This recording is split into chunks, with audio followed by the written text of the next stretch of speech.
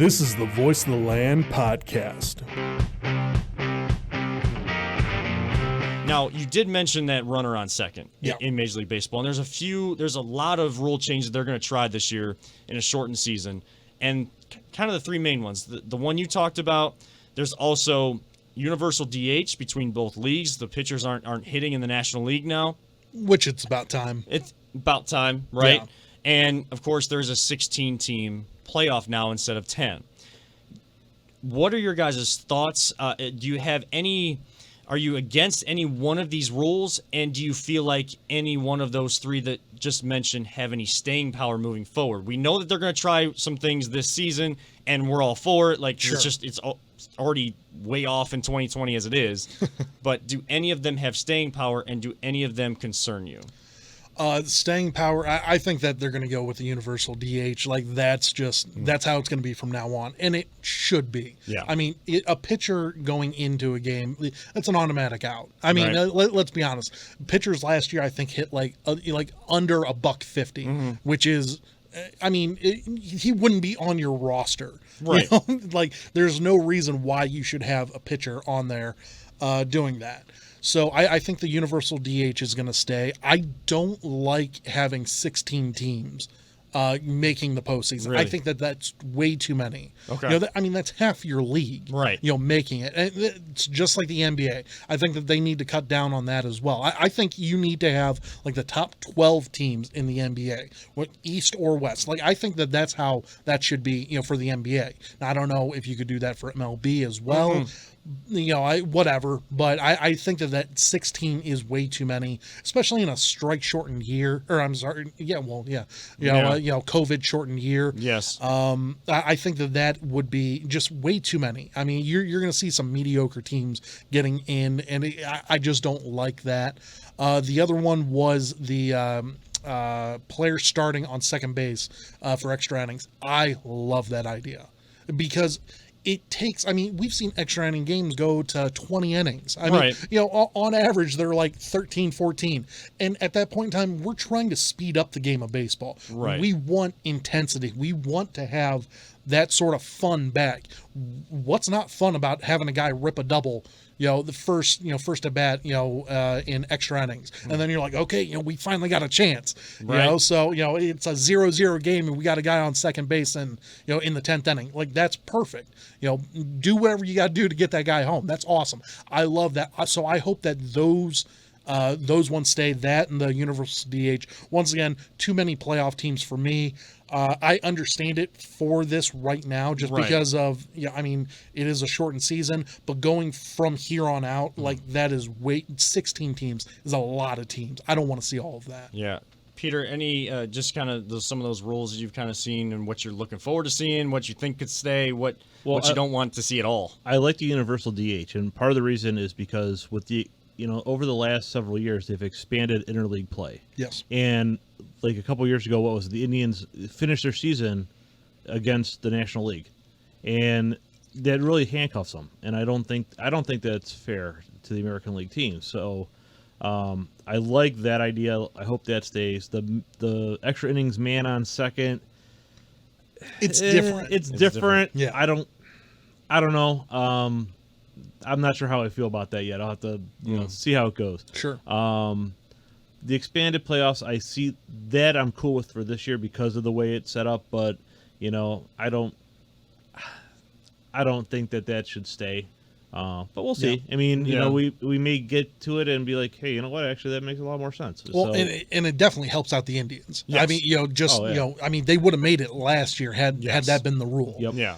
So yeah, that definitely does help out the Indians, but Yeah, and we think about like how far can the Indians go. They've only played one game, so right. So and yes, they won, but it's hard to tell still.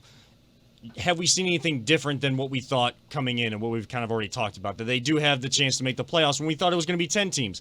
We thought they had a chance to make the playoffs. I don't think anything with that has changed. I just think that opportunity has been enhanced, and it's been enhanced for all of them. I'm all about this year trying things like that. I want to see the 16-team playoff. I want to make sure we get there. Knock on wood here.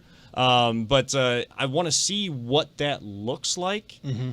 And you got a 3-game series, then the 5-game, then you get to that 5-game divisional series, then the 7-game ALCS, NLCS, and then 7-game World Series. Like, I want to see that kind of transition, and see if there is any sort of element of maybe expanding playoffs, maybe not to 16, but to giving maybe another team or two in each league an opportunity to make the playoffs. Just see how this goes this year. I'm all for trying all that to just get as much baseball as possible in as short amount of time as possible and as allotted this season, basically. The guy that starts on second in extra innings, I come at this a little differently because, you and I, when we were at Ohio Media School, we did the captain stuff, and Yes. I got the opportunity to do a little bit more last year. I was working with Matt Lodi, covering some Indians games, and I was doing some stuff with the captains, working with play-by-play man Andrew Luftglass, a great friend, a great mentor there as well. Him and Lodi, and prayers out to Lodi as well. He's got a big kind of scan coming up soon, but he's been doing well. He's been getting to the games, been strong. I love Lodi seeing strong, right? Lodi strong. Love seeing it. He always takes great photos from that press box too. He does. when he's at the ballpark. So love seeing that. But minor league baseball, they tried this last year, and it was to try to speed up the game. I'll tell you, it was kind of half and half. Where the game ended after 10, there was other games that it seemed like the same thing happened in the top of the 10th as it did in the bottom of the 10th, and then it went to the 11th. Same thing. Yeah. 12th, same thing. I saw some 13, 14-inning games, just like I did quick 10-inning games. Sure. Because the game of baseball, that nuance, that strategy based on numbers with bunting is non-existent because kids that grow up now see the launch angle element. Right. That's nobody bunts anymore. Right. No, right. Right. Because, and it's a lost art in the game of baseball. Like, you love to see small ball, like guys on second and you got no outs. What are you going to do to try to get that one run in? You're going to try to bunt him over to third. Your next guy up, you're trying to get a fly ball or something. Even if you hit it on the ground, you're trying to get it far enough away where the only play they have is that out at first, and there's just no chance at the plate to get that guy running in 90 feet from home.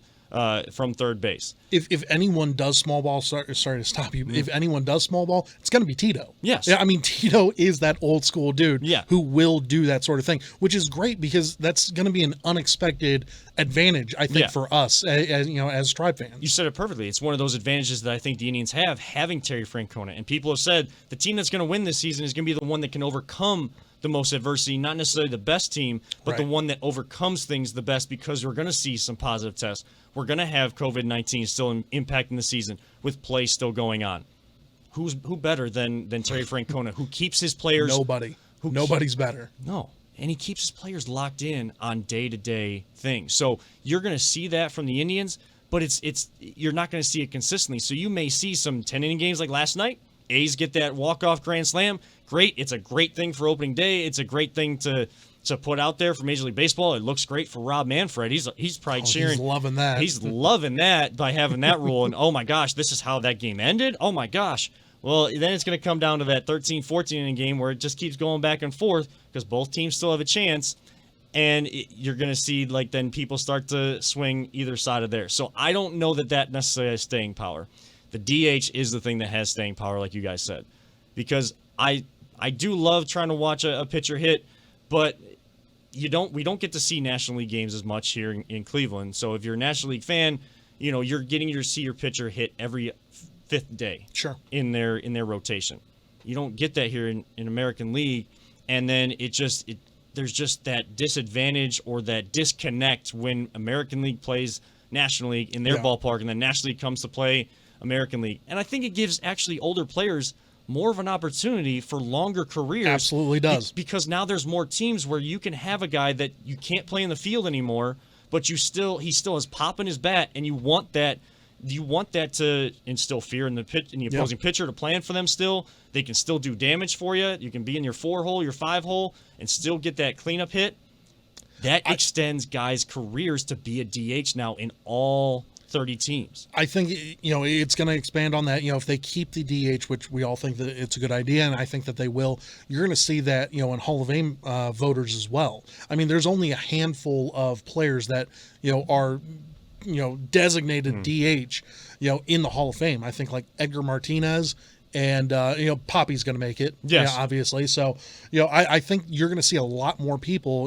Them going. Yeah, you know what? It's a part of the game now. It's throughout both leagues. Let's bring them on in. And I think that that's a great thing for the older players because I think that you still would have seen a couple of the older players, back in the day. I mean, yesterday was Barry Bonds' 56th birthday. I think that if they had a DH, 10 years ago in the National League, he probably would have had another season or two, Yes. with the Giants. And I would have loved to have seen that. I know he has the steroids, blah blah blah, Right. whatever, but Barry Bonds was that exciting dude to watch hit. Yeah. At a certain point in time in his career, he couldn't field anymore, which Right. is understandable. Understandable. I mean, guy was 40. Yeah. So 40 out in the field, that's not going to be, unless you're Ichiro, I don't think that that's going to happen. But as a DH, it'd be perfect. Even with steroids, Father Time is undefeated. And that is true. So unless you are Tom Brady, I think that you're going to cheat death a couple of times. right. I mean, even for Tom Brady, even though he's going longer than most guys, Dude sold his soul to the devil, man. I'm telling you. when Father Time finally hits him, Yeah. it's gonna be It's gonna hit bad. hard. It's gonna be. Well, you remember whenever Brett did it, his first season with the Minnesota Vikings got him to the NFC Championship game, and then he got crushed in that game, and then Yeah. coming back to the next year, he had like an MVP year that year, and then the following year is whenever just everything went off the tracks, and nobody wanted to see Brett Favre fall and lose his consecutive start streaks or anything like that. But yeah, I mean, you're absolutely right. Father Time does catch up to everybody. Yeah, and some of these guys, like even a deal like Mookie Betts has. I mean, yeah, he's He's going to be 40. Yeah, he's young, he's fast, but he's not going to be that way the whole time. Right. So like, He'll be a DH. that kind of contract in the National League would tend to turn into for a field player would tend to turn into a Bobby Bonilla type situation where you're still being paid after you still can't play because Right. of all that money that's there for you and what you've been guaranteed to be given there. So, but now he can play more of that contract for the Dodgers because even when he can't field as much as you see Mookie Betts being able to play as a bright young star Yeah.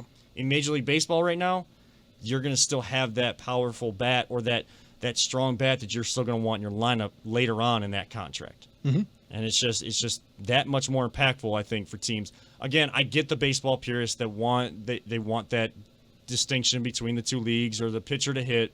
I get it. I'm all about it. But I think it's time. I think it's just time in this era for DH to be the universal thing 100% and agree. not pitchers hitting. As much as I miss Trevor Bauer imitating people's other players' batting stances from his own team and throughout history of baseball, that's kind of like a fun thing in batting practice or something like that. If you see like a cool video on Twitter, I'll take that there. In the game, all the strategy.